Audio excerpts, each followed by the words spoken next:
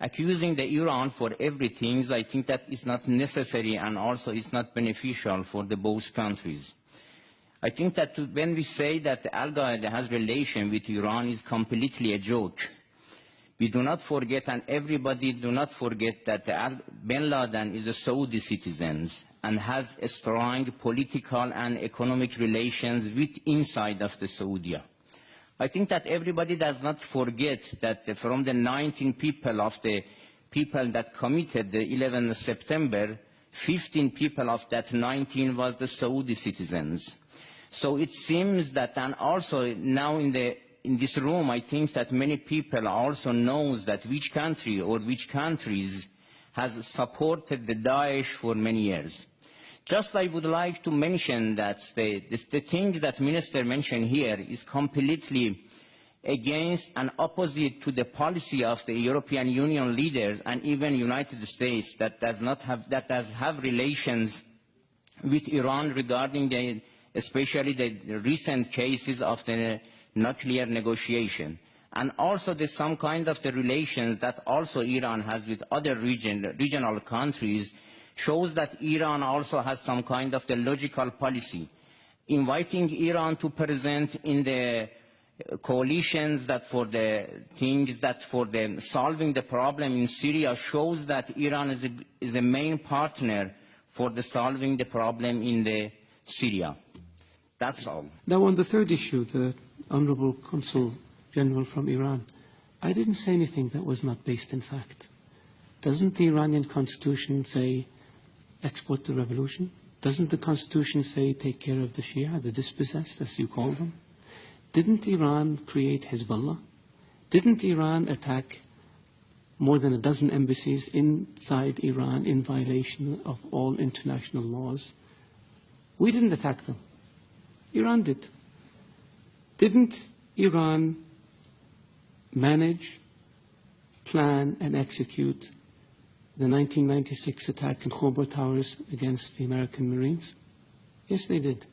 The control officer was Brigadier General Sharifi. You're a military attaché in Bahrain. The bomb maker was Hezbollah. The explosives came from the Bekaa Valley. The top 3 leaders of the plot escaped and have been living in Iran ever since. Isn't that sheltering terrorists? One of them we captured last year in Lebanon with an Iranian passport, not a Saudi passport, even though he's a Saudi citizen. Isn't that aiding and abetting terrorists? We didn't make this up. When the explosions in Riyadh happened in 2003, Saif al-Adhan was in Iran along with Saad bin Laden, the chief propaganda person for Al-Qaeda, and 4 or 5 other people, senior leaders. Iran harbored them and protected them. We asked for them to be extradited. It was refused. Some of them are still in Iran. We didn't invent this. This is the fact. The order to blow up 3 housing compounds in Riyadh in 2003 was made by Saif al-Adhan, the chief of Al-Qaeda operations, while he was in Iran. We have the phone conversation on tape. We didn't make this up. Ronald Reagan used to say that facts are stubborn things. They are stubborn because you can't get around the fact. Hezbollah is a terrorist organization. Attacking embassies is very clear. They don't just blow themselves up. Somebody does it. Killing diplomats. Diplomats don't commit suicide by shooting themselves 3 times. Somebody's responsible. Iranian agents have been linked to terrorist attacks in Europe, to terrorist attacks in South America. We didn't make this up. This is the world.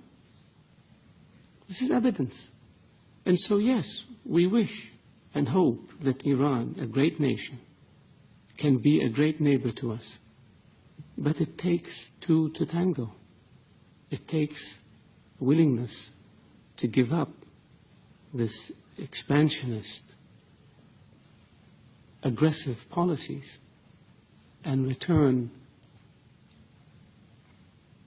to international norms and behaviors if you want people to deal with you. And our hand is extended to Iran. It has been for 35 years. But what we get in return are diplomats killed, embassies blown up, terrorists. We have Iranian agents captured in Saudi Arabia for plotting terrorist attacks. We stopped 4 shipments of weapons that Iran was trying to smuggle to the Houthis in Yemen. We have explosives that Iran tried to smuggle into Saudi Arabia, Bahrain, Kuwait. This is not fiction. And this is not child's play. This is aggressive behavior. This is unacceptable behavior. This is behavior that violates all norms of international behavior and international law. That's why Iran is designated as a state sponsor of terrorism, and that's why Iran is sanctioned for its support of terrorism, not by us, by the international community. So could it be that the whole world is wrong and Iran is right? Could it be that maybe international law that says peaceful relations and non-interference in the affairs of others is wrong, and Iran's approach of aggressively pursuing your objective, irrespective of how you do it, is correct? I don't think so. So if you want a Saudi official to not be critical of Iran, behave in a way that doesn't expose you to criticism.